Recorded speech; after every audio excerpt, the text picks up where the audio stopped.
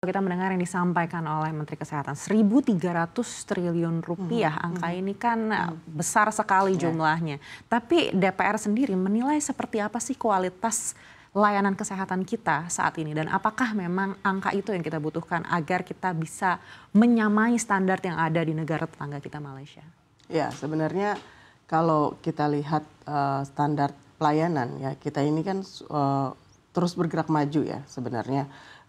Untuk standar pelayanan kesehatan kita, terlebih lagi dengan adanya pemberlakuan jaminan kesehatan nasional, tentu ini ada perluasan dari pelayanan kesehatan dan kebutuhan terhadap tadi ya, alat-alat kesehatan, obat-obatan, tentu juga ini akan terus meningkat ke depannya ya.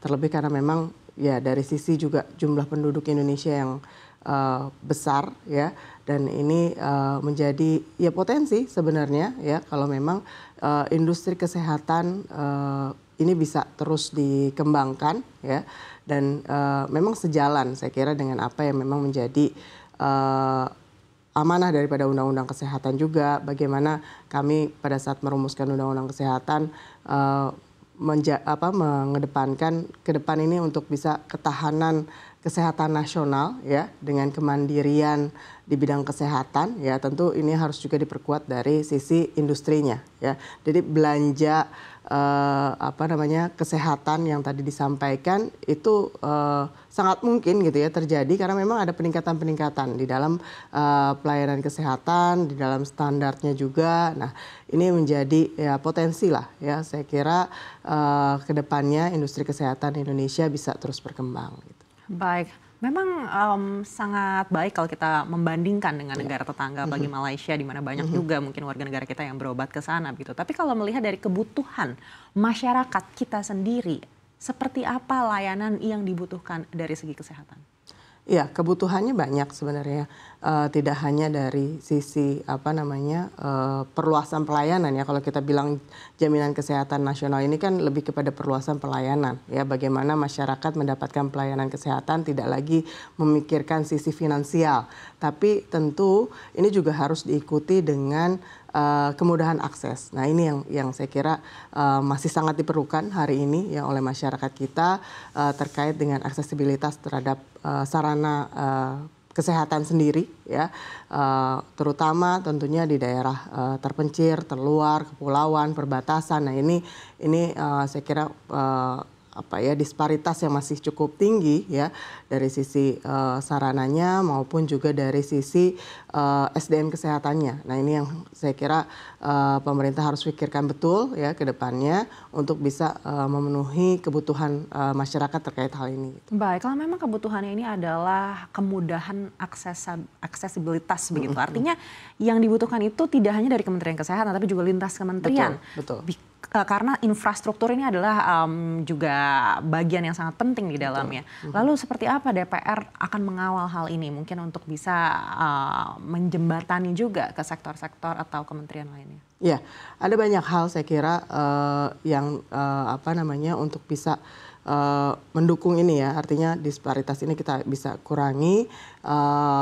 Tadi kalau masalah SDM kesehatan tentu kami mendorong hari ini Kementerian Pendidikan Tinggi ya, bagaimana bisa berkoordinasi dengan baik ya dengan Kementerian Kesehatan untuk bagaimana melahirkan ya SDM kesehatan yang mumpuni ya, yang nantinya juga kami dorong juga ada skema penugasan khusus lah ya untuk SDM kesehatan, baik tenaga kesehatan maupun juga tenaga medis ya di wilayah-wilayah yang memang bermasalah kesehatan ataupun mungkin tadi yang memang aksesibilitasnya juga masih sangat rendah gitu ya, terpencil, kepulauan, perbatasan. Nah, ini yang harus terus didorong. Jadi kami Komisi 9 DPR RI tentu mendorong Kementerian Pendidikan Tinggi untuk bisa memenuhi dari sisi sumber daya manusia kesehatannya maupun juga ya hari ini kan dengan adanya perkembangan juga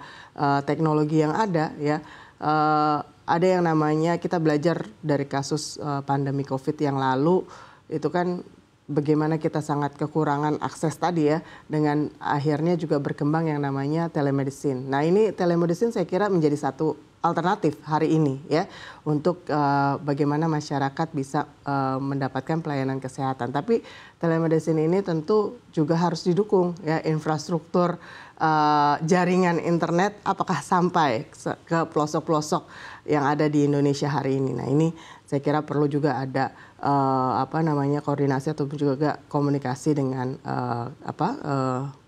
Kementerian Komdigi gitu ya, untuk bisa melihat seperti wilayah-wilayah yang memang menjadi prioritas ya untuk bisa dipenuhi infrastruktur jaringan internetnya untuk bisa meningkatkan pelayanan kesehatan itu sendiri. Gitu. Baik, kalau kita lihat dari segi fasilitas atau sarana prasarana begitu dikaitkan dengan kebutuhan penyakit yang mungkin paling banyak di Indonesia, Komisi 9 menyoroti sarana dan prasarana apa yang harus menjadi fokus kita dalam waktu dekat yang artinya mungkin sangat urgent atau mendesak?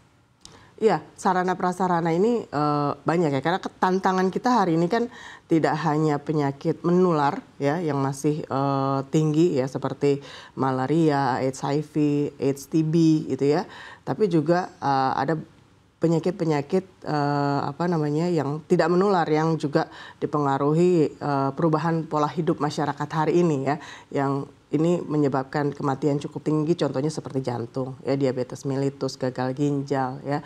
Ini yang menjadi prioritas hari ini. Nah, tentu sehubungan dengan itu, ya, bagaimana peningkatan ya alat-alat diagnostik juga masih terus harus disebarluaskan, gitu ya, dilakukan pemerataan.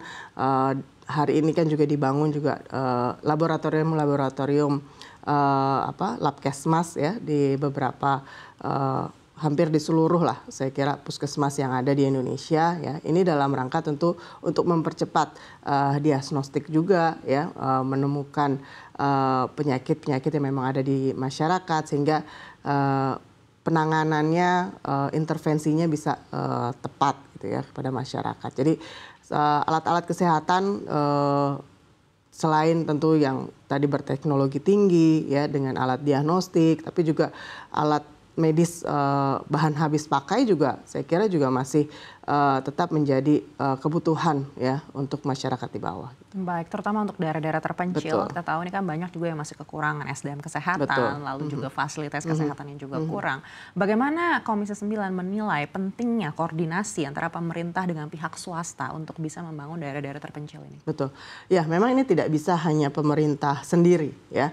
Ini perlu kolaborasi ya, tidak hanya pemerintah tapi juga akademisi ya, termasuk swasta. Ya, swasta dalam hal ini untuk bisa mendukung bagaimana pemenuhan sarana itu sendiri, tapi juga mendukung bagaimana research dan juga development yang dijalankan ya oleh teman-teman akademisi misalnya ya, untuk bisa kita tadi menuju kemandirian di bidang kesehatan ini gitu. Jadi memang kami Komisi 9 sih saya kira hari ini ya terus mendorong lah ya Kementerian Kesehatan untuk selalu membuka kolaborasi ya dengan berbagai pihak termasuk juga swasta ya yang memang ingin berkontribusi untuk bisa meningkatkan industri kesehatan yang ada di Indonesia. Gitu.